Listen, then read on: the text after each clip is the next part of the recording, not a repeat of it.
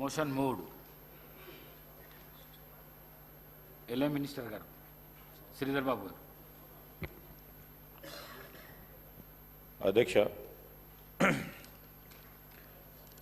మొన్న మీ అనుమతితో మొన్న గౌరవ ముఖ్యమంత్రి గారు అదేవిధంగా గౌరవ ఇరిగేషన్ మంత్రి గారు ఈరోజు గౌరవ శాసన సభ్యులని శాసన మండలి సభ్యులని అందరినీ కూడా కాళేశ్వరం ప్రాజెక్టులో మేడిగడ్డ బ్యారేజ్ సందర్శించటానికి రావాలని ఈ సభాముఖంగా వారు కోరటం జరిగింది. అధ్యక్ష, మనందరికీ తెలుసు, ఈరోజు రాష్ట్ర ప్రజలందరికీ తెలుసు, నేను గౌరవ సభ్యులందరినీ కూడా కోరుతా ఉన్నాం, తప్పకుండా మీరందరూ రావాలని. ఎందుకంటే మనం చూసాం మొన్న బ్యారేజ్ నిర్మాణం, ఆ నిర్మాణంలో ఉన్న లోపాలు, ఆ లోపాలకు సంబంధించిన అనేక అంశాల విషయంలో మా ప్రభుత్వం రాగానే గౌరవ ముఖ్యమంత్రి రేవంత్ రెడ్డి గారు అదేవిధంగా ఇరిగేషన్ మంత్రి గారు పూర్తి స్థాయిలో సమీక్షించి గత నెల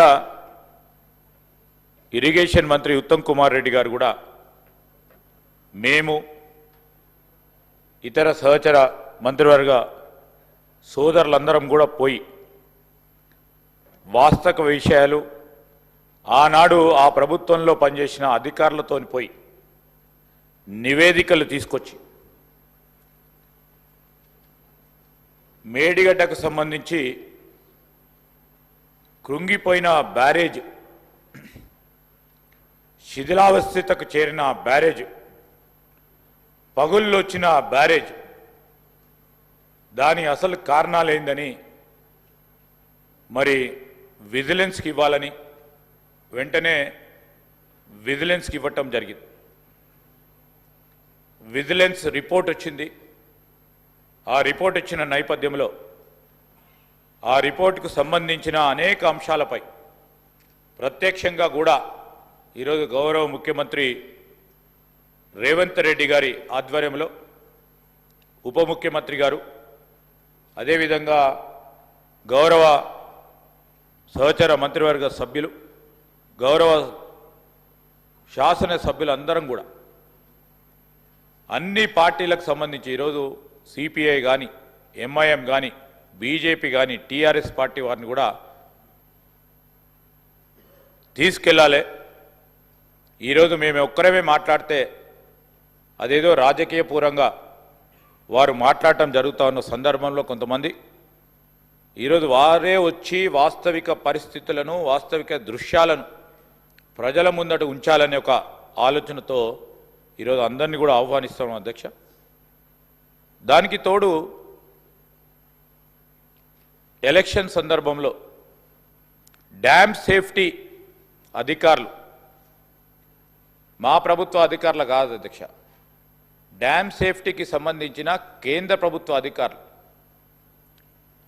మొదటి నుంచి కూడా ప్రాజెక్ట్ డిజైనింగ్లో, ప్రాజెక్ట్ ఇంప్లిమెంటేషన్లో, ప్రాజెక్ట్ ఎగ్జిక్యూషన్లో ఈరోజు అన్నిట్లో కూడా తప్పిదాలు ఉన్నాయని వారిచ్చిన అభిప్రాయాన్ని ఈ సభాముఖంగా ఈరోజు తెలియజేస్తూ ఉన్నాం. పత్రికల్లో కూడా వచ్చింది. డ్యామ్ సేఫ్టీకి సంబంధించి ఆ డ్యామ్ సేఫ్టీ అధికారులు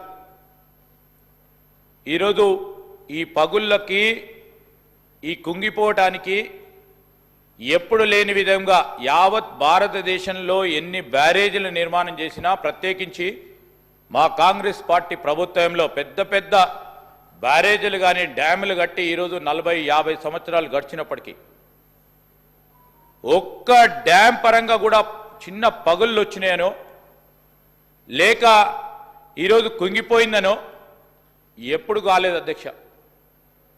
ఈరోజు ఈ విధంగా జరిగిందంటే రాష్ట్ర ప్రజలకు సంబంధించిన సంపద ఏ విధంగా వృధా కావటం జరిగింది, ఆనాడున్న ప్రభుత్వం తీసుకున్న అనాలోచితమైన నిర్ణయాల వల్ల ఇష్టారాజ్యంగా అడ్డగోలుగా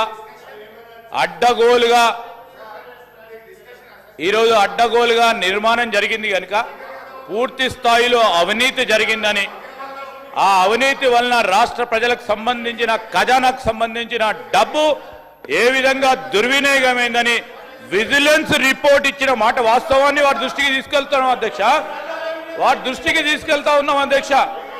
మేం చెప్పింది కాదు. ఈరోజు మా ప్రభుత్వం చెప్తే ఒక రీతిగా ఉంటుంది, మేమేం చెప్పలేదు అధ్యక్ష. ఒక పరంగా డ్యామ్ సేఫ్టీ అధికారులు, ఇంకో పరంగా అధికారుల పరంగా విజిలెన్స్ రిపోర్టుకు సంబంధించి తీసుకున్న నిర్ణయం ప్రకారం ఈరోజు వాళ్ళే వాస్తవాలను చూడడానికి రమ్మంటున్నాం అధ్యక్ష. ఈరోజు వాస్తవాలను వారు స్వయాన వారి కళ్ళతో చూడాలని వారిని కోరుతా ఉన్నాం అధ్యక్ష. ఈరోజు మేము వారిని కూడా కోరేది ఒకటే. ఈరోజు నా నియోజకవర్గానికి సంబంధించిన 3 బ్యారేజీలు కట్టిన అధ్యక్ష.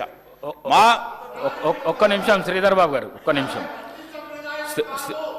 హరీష్ రావు గారు, ఎల్ఏ మినిస్టర్గా మీకు అనుభవం ఉన్నది. మీరు ఎల్ఏ మినిస్టర్గా ఈ సభల సీనియర్ సభ్యులు నిన్న 40 నిమిషాల టైంకు 1.5 అవర్ మీరు మాట్లాడినరు. మీరు కూడా రాజకీయ స్పీచ్లు ఇచ్చిండ్రు. మీరు ఈ విధంగా అడ్డుకోవడము సమంజసం కాదు. సభ మర్యాదలను కాపాడండి. శ్రీహరి గారు, మీరు కూడా సభ మర్యాదలను కాపాడండి. ఎల్ఏ మినిస్టర్ గారు సార్ మేమేం మిమ్మల్ని అంటలేము సార్. అధికారులు ఇచ్చిన రిపోర్టు ముందు పెడతా ఉన్నాం. ఎందుకు ఉలికి పడతా ఉన్నారు సార్? ఎందుకు ఉలికి పడతా ఉన్నారు? డ్యామ్ సేఫ్టీ అధికారి సార్, సభాపతి గారి అనుమతితో మాట్లాడటం జరుగుతూ ఉంది.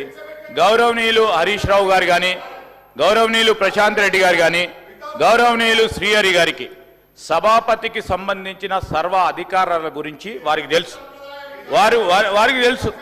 వారికి స్పీకర్ గారికి ఏం అధికారం ఉంటుంది, సభాపరంగా ఏ విధమైన నిర్ణయాలు తీసుకుంటారు సార్. నేనేమంటున్నా సార్, ఈరోజు మేము ఎందుకు పోతున్నామో చెప్పాల్సిన అవసరం ఉంటుంది కదా. మిమ్మల్ని ఎందుకు రమ్మంటారో చెప్పాల్సి ఉంటుంది కదా సార్.